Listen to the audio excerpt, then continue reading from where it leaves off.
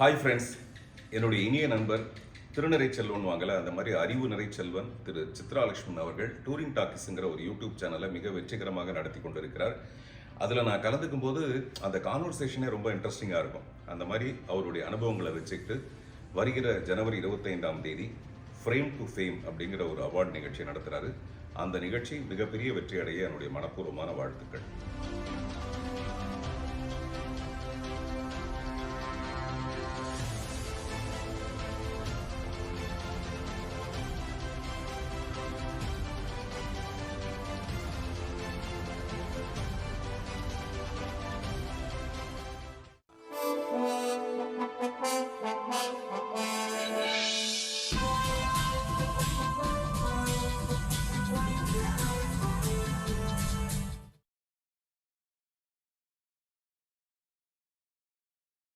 நீங்கள் நடித்த பெரும்பாலான கதாபாத்திரங்கள் பார்த்தீங்கன்னா ஒரு அப்பாவியான கதாபாத்திரம்.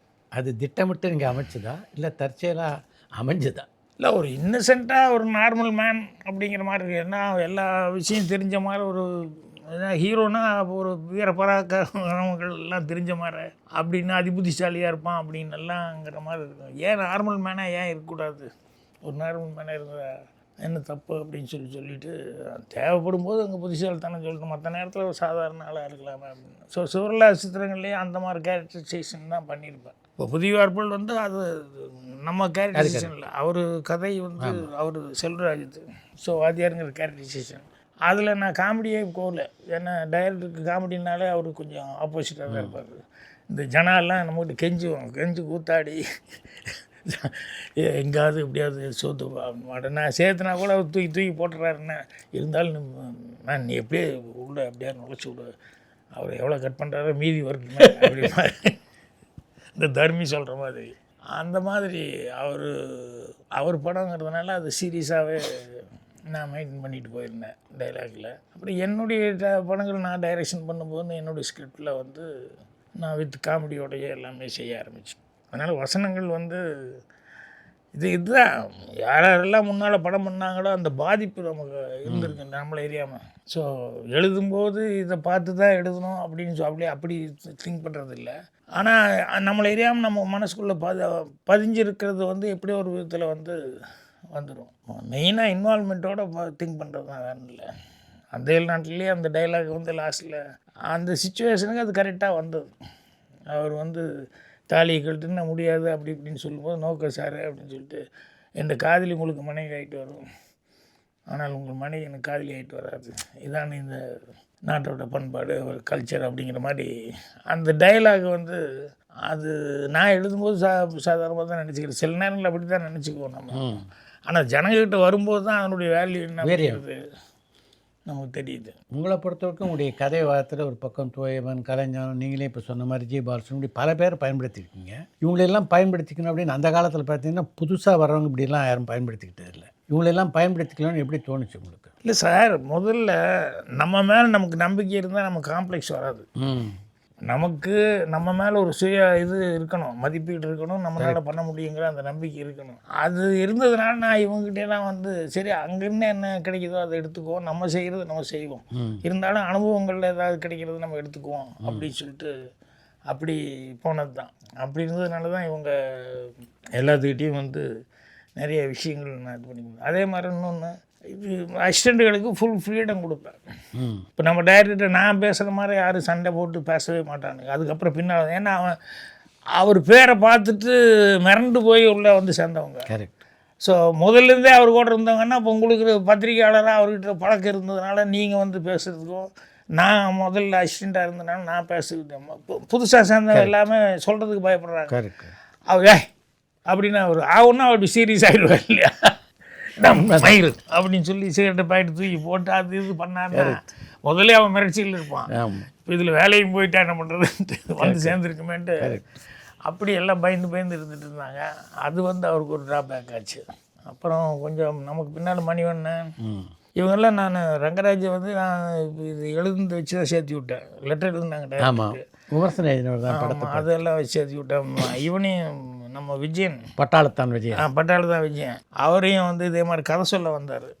அப்புறம் கதை அவ்வளோ ஆனால் சென்ஸ் நல்லா இருந்தது அவர்கிட்ட, சினிமாக்கான சென்ஸு.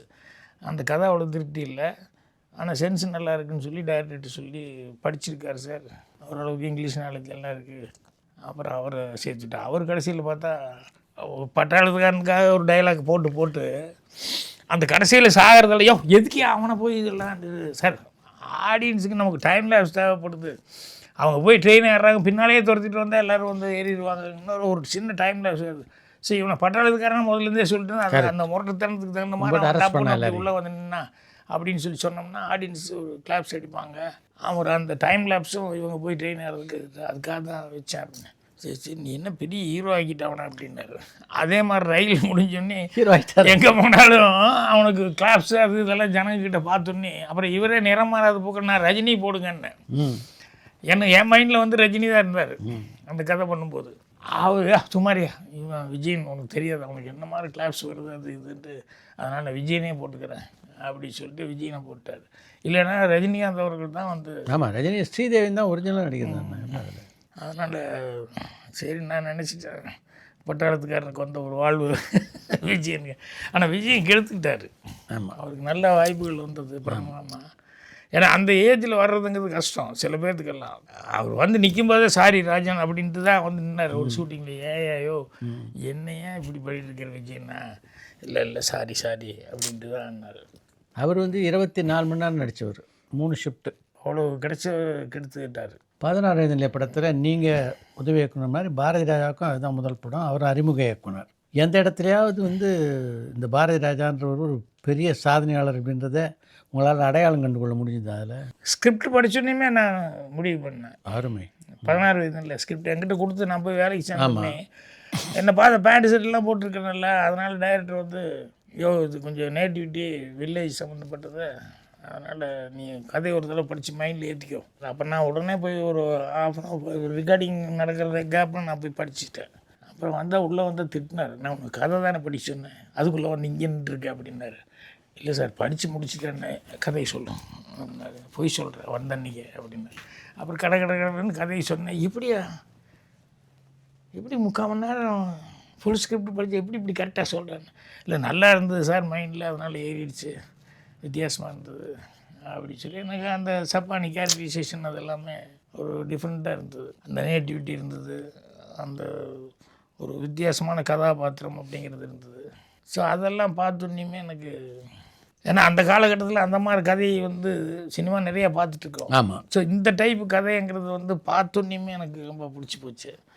அப்புறம் அதே மாதிரி எடுக்கிறது அப்படி தான். அவர் போய் கடைன்னு எடுப்பார். அது தப்பாக இருந்தாலும் அது தப்பாக வந்து கரெக்டாக எடுக்கிறது எங்கள் டைரக்டர் தான் பார்க்கலாம்.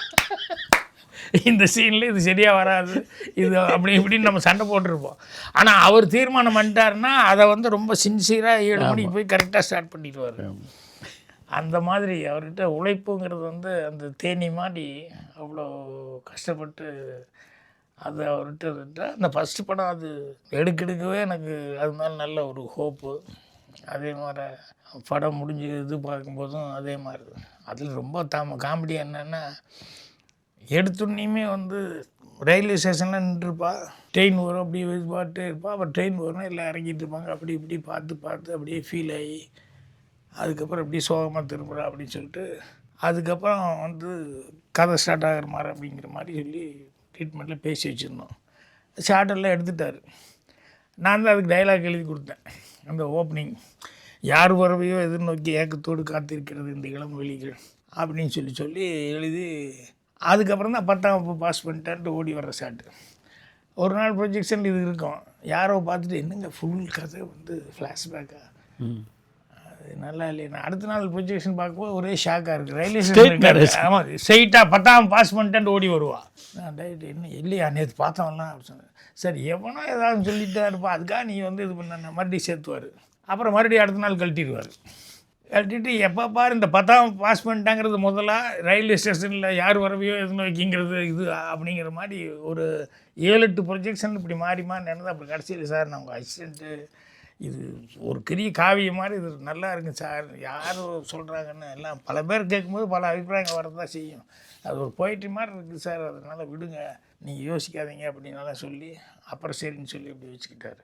அந்த மாதிரி அவரே கிரியேட் பண்ணது கூட அவர் சந்தேகப்பட்டுக்கிட்டு சில நேரம் அவர் படத்தை பொறுத்த வரைக்கும் பல முறை நடக்கும். 16வது சீன் 36வது சீனும் 36வது சீன் 3வது சீன் ஆகும். இந்த இளநீ வெட்டுற சீன் அப்படி தான் நான் பார்த்து ரசித்தேன். அந்த இவன் வந்து கெடுக்கிறான் நல்ல டாக்டர் அது ஒரிஜினலாக ஸ்ரீதேவி வந்து அப்படி கெடுக்க போகிறான் அப்படிங்கிற மாதிரி முதல்ல கதை அப்படி தான் இருந்தது, கெடுத்துருவான் அப்படின்ட்டு.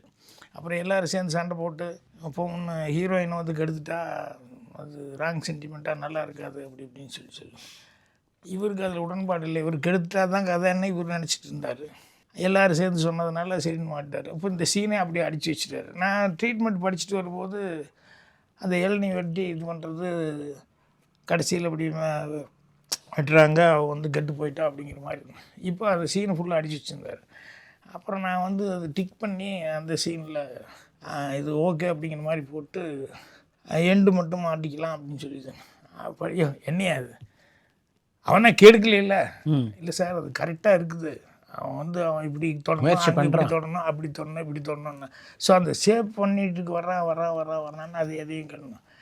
கடைசியில் வந்து அவன் அப்படி படுக்க வைக்கலாங்கும் போது இங்கேருந்து வெட்டும் போது கையிலேருந்து ஸ்லிப் ஆகும் இல்லையா, அந்த இளநீ அப்படி ஸ்லிப்பாகி உருண்டு ஓடிச்சு. பார்த்தா வீட்டிலேருந்து வெளியே ஓடியாருந்தா அப்படி மாற்றிடலான்னு. ஐயோ அது தப்பு பண்ணால் தான் அது கரெக்டாக இருக்குது, இல்லைன்னா அது சிம்பாலிக் கரெக்டாக இருக்காதியா என்ன. இல்லை சார் ரசிப்பாங்க, இது நல்லா இருக்குது, நீங்கள் வச்சுக்கலாம், நல்லா இருக்குது சார் அப்படின்னு. அப்புறம் ரொம்ப விருப்பா சரின்னு சொல்லி ஓகேன்ட்டார். அப்புறம்லாம் எடுத்தார். அப்புறம் தேட்டரில் அந்த இடத்துல கிளாப்ஸு, அது ஓடி வர்றான், கையிலேருந்து ஸ்லிப்பாகி உருண்டு ஓடுதான், ஓடி வர்றான் அப்படி இப்படின்னு கட் பண்ணி போட்டோன்னே அப்படி என்ன பார்க்குறாரு, நல்லா ரசிக்கிறாங்க. உங்கள் சீன் தான் சார், அந்த ஒன்றும் இல்லைங்கிறதுக்காக வந்து கெடுக்கலைங்கிறதுக்காக அது அவ்வளோ அப்படியே தூக்கி வச்சிங்க. அந்த மாதிரி அவர் கூட இருக்கும்போது இந்த மாதிரி நிறைய அனுபவங்கள் அதெல்லாம் தான் எனக்கு பின்னால் பெரிய ஒரு பலமாக வந்து 16 வயதிலே படத்தில் ரஜினிகாந்த் பேசிய இந்த இது எப்படி இருக்குன்னா ஒரு மிகப்பெரிய அடையாளத்தை அவருக்கு அந்த காலகட்டத்தில் கொடுத்தது. அந்த டைலாக் மாடலேஷன் நீங்கள் தான் சொல்லி கொடுத்தீங்க. இந்த மேடையில் கூட ஒரு டைலாக் இருந்தது ஏற்கனவே. அந்த மாடலேஷன் நீங்கள் சொல்லி இது கொடுத்தீங்க. எப்படி இருக்குது அப்படிங்கிறது வந்து கலைமணி வந்து அது வச்சுருந்தார். அந்த ஆள் அது சொல்கிற விதம் வந்து இப்போ நம்மளால் அது என்ன அப்படிங்கிற மாதிரிலாம் பேசுவோம் இல்லையா, அதை வந்து அப்படி ரொம்ப வல்கராக போகாமல் அப்படி வச்சுக்கலாம் அப்படிங்கிற மாதிரி சொன்னால் நல்லா இருக்குன்னு சொல்லிட்டு சொல்லியிருந்தேன். அது எல்லாம் ஆக்சுவலாக அந்த இடம்லாம் வந்து அந்த மரத்துக்கடியில் இருக்கிறது டீ கடையில் வச்சு பேசுகிற மாதிரி தான் சீன் எழுதியிருந்தது. இப்போ டீ கடை செட்டு ரெடி பண்ணேன்னா அது வில்லேஜில் அந்த மாதிரி டீ கடை போடுறது டைம் ஆகும். அது ப்ரொடியூசர் ஏதோ பேசிக்கிட்டு இருந்தாங்க இப்போ அப்போ அப்படின்னு சொல்லி சரி இப்போ ஏதோ சொல்ல இவருக்கு சீன் எடுக்கணும், வேறு டீ கடை ரெடி இல்லைன்னு சொல்லிட்டான். அப்புறம் டீ கடை இல்லைன்னா என்ன சார், ஒரு மரத்தடியில் வச்சு இந்த சீன் பண்ணிக்கலாம், எப்படி டீ கடை மாதிரி போட்டிருக்கு, டைலாக் மட்டும் கொஞ்சம் சேஞ்ச் பண்ணிட்டா இந்த மரத்தடியில் கூட வச்சு யாரோ ரோட்டில் போகிறவங்க வர்றாங்க வழி கேட்குறாங்கன்னு மாதிரி ஆரம்பித்து பண்ணலான்ட்டு அந்த சீனை நான் மாற்றி அப்புறம் எழுதி காமிச்சு நல்லா இருக்கியா அப்படின்னு சொல்லிட்டு உடனே சீனை மாற்றி எடுத்தோம். அந்த மாதிரி ஒரு சில கான்செப்ட் எல்லாம் கூட அவர் கூட இருக்கும்போது மைண்டு கரெக்டாக வந்தது. அதில் தான் அவருக்கு டைலாக் சொல்லும்போது தான் அவரை கவனிப்பேன் நான்.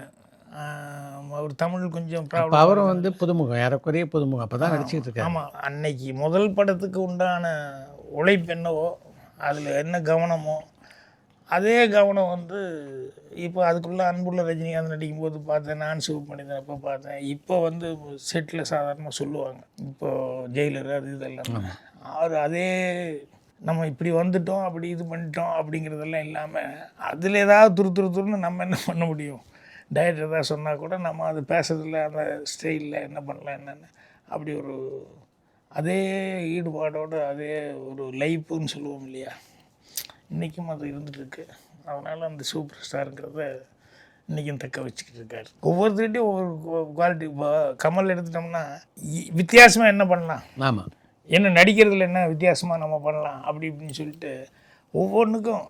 ஆனால் அவர் ரொம்ப இன்னும் சொல்ல போனோம்னா ரஜினிக்கு வந்து அவருக்கு சில மேனரிசங்கள் சில இது பேசுகிற ஸ்டைல் அப்படிங்கிறது வந்து கொஞ்சம் ஓரளவுக்கு இந்த கமலுக்கு பிடிக்கிறது இருக்க ஒவ்வொரு படத்துக்கும் அது எக்ஸ்பெரிமெண்ட்டு. இன்னும் ஒவ்வொன்றுக்கும் அப்படி சொல்லி பழக்கப்படுத்தி வச்சதுனால இந்த கமல் என்ன பண்ணுவார் அப்படின்னு சொல்லி ஒரு எதிர்பார்ப்பு வந்துடுது இல்லையா. அதனால் அவருக்கு பண்ணுறது தான் அவருக்கு சிரமமாக இருக்கும். நார்மல் கேரக்டர்லேருந்து மாறி வந்ததுனால அவருக்கு ஒவ்வொரு படத்துக்கும் கதை தசாவதாரம் மாதிரி 10 அவதாரம் போடுற மாதிரி ஏதாவது சொல்லணும், இல்லைன்னா கூட ஒருத்தன் அப்போ ஒருத்தன் இப்படி ஒருத்தான்னு சொல்லணும். இப்படி கண்ணு பார்வை இல்லை அப்படின்னு சொல்லிட்டு இந்த மாதிரி அவரை சுற்றி ஒரு ஃபென்ஸ் போட்டுக்கிட்ட மாதிரி போய் மாட்டேன். ஆனால் அது சமாளித்து தான் வந்துக்கிட்டு இருந்தார். அது ஒரு பெரிய பலம் தானே. இந்த சிவாஜிக்கு நடந்த அந்த செவாலிய பாராட்டு விழாவில் தான் ஒரு இக்கட்டான தருணத்தில் மாட்டிக்கிட்ட போது நீங்கள் காப்பாற்றுறீங்க அப்படின்னு ரஜினி அந்த மேடையிலேயே பேசினார். அந்த தருணம் அவர் பேசும்போது நினைவில் இருந்தது அவங்களுக்கு? நான் ஸ்ரீபால் அவரெல்லாம் இருந்ததுக்கு அது இந்த மாதிரி சில பேரெல்லாம் இருந்து இந்த மாதிரி இக்கட்டில் வந்து டக்குன்னு போலீஸ்கிட்ட போய் ஸ்ட்ராங்காக பேசி ஜீப்பை கொண்டு வந்து இது பண்ண சொல்லுங்கள், நான் வேறு வண்டியெல்லாம் எப்படி போய் பிடிக்கிறதுக்கு சான்ஸ் இல்லை, அப்புறம் வண்டி மேலே கல் எடுத்து வீசி எல்லாம் கலட்டா பண்ணி இது பண்ணுவோம், சும்மாவே இப்படி பண்ணி அப்படின்னு சொல்லி அதை சொல்லி நான் ஒவ்வொருத்தருக்கும் இது பண்ணேன். நானே கடைசியில் போலீஸ் வண்டியில் தான் வந்து இறங்கினேன். இவங்கெல்லாம் அனுப்பிச்சது நானும் கடைசியில் போலீஸ் வண்டியில் தான் வீட்டில் வந்து இறங்கினேன். ஸோ அது அந்த நேரத்தில் அது இந்த மாதிரி ஒன்று நடந்தது அப்படிங்கிறது நான் போய் போலீஸ்கிட்ட போய் பேசி வண்டி இது பண்ண சொல்லுங்கள். ஏன்னா செதறியெல்லாம் ஒரு ரகலை ஆகிட்டு இருக்கும்போது யார் வண்டி எங்கே இருக்குன்னு தெரியாது. ஸோ ஆர்டிஸ்ட்டு அப்படி போகும்போது பப்ளிக்கில் சும்மா இருக்க மாட்டானே, கை பிடிச்சி இழுக்கிறவன் அது பண்ணுறவன் அது பண்ண, அப்புறம் இவர் மேலே கொஞ்சம் ஏதோ ஒரு கோவத்தை பண்ணுறவன் அவர் பேசின பேச்சு அதெல்லாம் இருக்கும் இல்லையா. ஸோ அதனால் டக்குன்னு. கமல்ஹாசனோட உங்களுடைய பயணத்தை சொல்லுங்கள். என்னை வந்து முதலையே கவனித்து நான் வந்துடுவேன் அப்படின்னு சொல்லிட்டு ரொம்ப இதாக சொன்னவர் கமல்ஹாசன். அவர் 16 வயதுலேயே முடிஞ்சதுக்கப்புறம் சிவப்பு ரோஜாக்கள் வந்தப்போ அப்புறம் யார் டைலாக்ஸ் அப்படின்னு சொல்லி கேட்டார். தன்னுடைய கலை வாரிசு அப்படின்னு எம்ஜிஆர் உங்களை அறிவிக்கிறதுக்கு என்ன காரணம் அப்படின்னு நீங்கள் நினைக்கிறீங்க? ஒன்று வந்து இரு துருவங்களாக இருந்த எம்ஜிஆர் சிவாஜி 2 பேரோடும் நெருக்கமாக பழகக்கூடிய வாய்ப்பு அந்த காலகட்டத்தில் உங்களுக்கு அமைஞ்சது.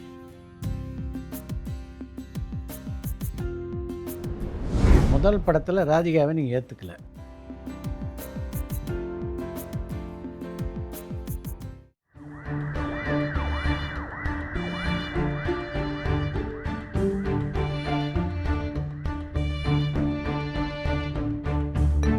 பரபரப்பான சினிமா செய்திகள், நட்சத்திரங்களின் பேட்டிகள், சினிமா வரலாறு ஆகியவற்றை பார்க்கவும் படிக்கவும் உங்களுக்கான இணையதளம் touringtalkies.co.